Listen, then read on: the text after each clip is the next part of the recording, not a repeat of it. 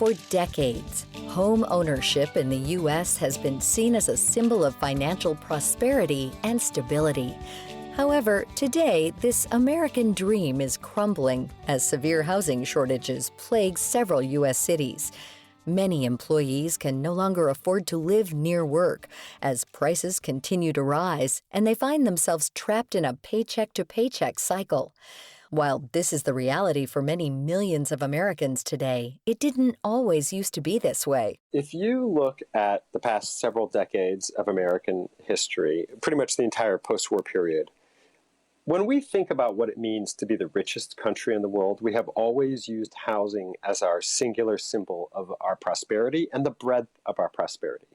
For so long, people from Europe and elsewhere have come and seen and marveled that Americans live so well, that their homes are so big, and that they're full of so many creature comforts. We look at housing today, and it's a nightmare. That's Connor Doherty, New York Times economic reporter and author of Golden Gates: Fighting for Housing in America. He says that over the last few decades, we've become a two-class economy, upper versus lower class. The middle class has dwindled away as more manufacturing jobs disappear and high-paying tech-based roles in computer science, engineering, and biotech take over. What's left for those who fall outside of the high-paying niche industries are many hourly wage service jobs. Can be anything from people who teach gym classes and yoga to nannies and house cleaners and dog walkers and retail employees. At the same time, as more middle-class jobs disappear and the divide between high-paying and low-paying jobs widens, housing prices are on the rise due to greater demand from those earning more. Because of this, many people who live in the same areas as big tech companies, or even work at them in lower-paid positions, can no longer afford the cost. Take the example of Silicon Valley, where Google and many of the other largest tech companies are headquartered. These are the two poles of the economy. The service employees, since they are basically waiting on these people through services that they provide with some degree of human contact, have to live next to these knowledge jobs. So this is the structure of our economy. But our housing market looks nothing like this. We don't have anywhere near enough affordable housing for people on the lower income scale. And gentrification is basically just people at the higher end kind of going and claiming apartments and homes that used to be available to lower income families. In effect, service workers must seek affordable housing far away from their work, resulting in daily commutes that are strenuous and inefficient. We now have people who commute 2-3 hours to work. We have in San Francisco cops sleeping in their cars because they're so exhausted from the commute. We have teachers who perennially are quitting because they just can't handle the commute anymore. Our public services are truly falling apart because people who work in those jobs cannot afford to be anywhere near the city. The obvious solution is to build more affordable housing within city limits. But despite the clear need for them, higher density housing units are often prohibited due to local zoning laws. It is not surprising for anybody to hear that single-family zoning, which are rules that say you can only build single-family homes in this neighborhood, those exist everywhere. I think it varies from place to place, but generally speaking, about 3/4 of the landmass in cities, whether you're in Seattle or San Francisco or Denver, are set aside for neighborhoods that only have single-family homes. Doherty says we need to rethink what a vibrant, diverse city looks like. When we really ask ourselves how cities operate, how we have really high-income people living next to really low-income people, how we have cities where offices, where stock traders and tech employees work can be right above delis, where immigrants come and get their foothold in America through retail jobs. So how do we get there? While not everyone agrees on the path, there are compromises to achieving affordable housing for all. It doesn't have to mean the demolition of historical brownstones or sudden construction of high-rise buildings. In California, we just had a proposal for a law that would allow 4 to 8-story buildings within a half mile of any train stop. That would, if it had passed, but it didn't, have allowed people to build pretty substantial apartment buildings in neighborhoods that only have single-family zones. That is atypical. What is more typical is what Minneapolis just did. At the end of 2018, Minneapolis became the first major American city to effectively get rid of single-family zoning.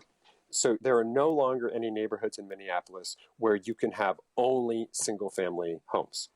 But the way they did that was they said that you could have triplexes, and that could look a whole bunch of different ways. You could have a little duplex like you have in a great many cities, and then behind it have like a little cottage house. You could have 3 little units on a lot. You start to see more of that now. So it's not some gigantic 8-story apartment building next to a single family home. It's a lot that's just like a little bit more intensely built. One solution is constructing smaller buildings known as accessory dwelling units, or ADUs, also called granny flats. Essentially, these are tiny homes built in already existing backyards. Your standard typical house, the 2-bedroom, 3-bedroom, 2-car garage, 2-bathroom, is 1,200 to 2,000 square feet. And I'm calling a tiny home anywhere from around 150 square feet up to 800 square feet. That's tiny homeowner Patricia Foreman, author of A Tiny Home to Call Your Own, Living Well in Just Right Houses. I live in a small home. I live in about 750 square feet in a cough kind of thing, and it's just enough for me now in my phase of life. I'm finding I'm downsized, I've dealt, and I'm still dealing with my stuff, which one has to do, and it's just, I love it. I just absolutely love it. But even though tiny homes, or ADUs, in a backyard would effectively double the amount of affordable housing available, not all cities welcome them. Chicago currently has a citywide ban against ADUs, though activists are hoping that that will soon change. I think there are more people who would like to live in smaller homes than there is the availability of smaller homes, partly because zoning for small homes is very difficult. It was zoning and financing that pretty much put us out of business, because people would come in and go, oh, yes, I can put this right there and my granddad can live close by, or a son or daughter, and then they'd go and check with their zoning and it wasn't allowed, or it had to have so many setbacks, or it had to be attached as a duplex. So there's a lot that with conventional housing that rules against tiny houses. However, as cities grapple with rising costs, more local governments are realizing that tiny homes can be one part of the solution in reducing housing inequality and gentrification. The San Diego City Council recently expanded options to include granny homes, which were formerly prohibited. Since then, requests for building permits for granny flats have increased 1,000% in the city. While the cost of tiny homes, or ADUs, can vary widely, they still add up to be far more affordable than most traditional options. We used to say for about the size of a new pickup, you could buy a house. That, of course, varies quite widely. And what's the nice thing about tiny houses, if you wanted that granite countertop you've always wanted, it's not that much because it's such a small space when you really cost it out. America is a complicated country with many challenges, especially right now. But housing is one problem that we can all work together to fix through innovation and public policy.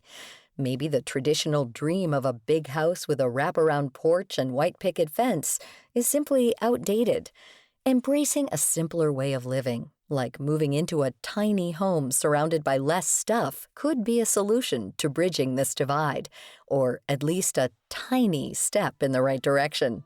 Connor Doherty's book is Golden Gates, Fighting for Housing in America, and Patricia Foreman's book is A Tiny Home to Call Your Own, Living Well in Just Right Houses. Both are available online now. You can learn more about all of our guests by visiting our website at viewpointsradio.org.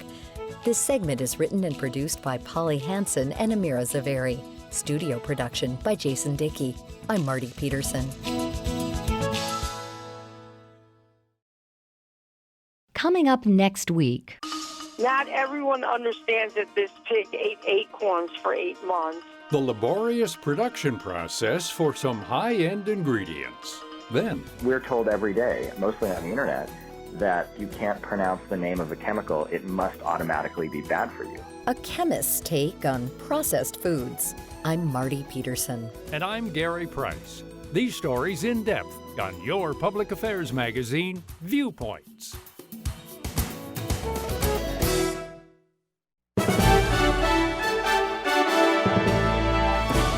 that's Viewpoints for this week. Viewpoints is a production of MediaTrax Communications. Follow us on Twitter, Facebook, and Instagram to learn more about upcoming shows. And find a library of past programs on Apple Podcasts, Google Play, and Spotify. Plus, you'll always find previous segments and more information about our guests at viewpointsradio.org. Join us again next week for another edition of Viewpoints.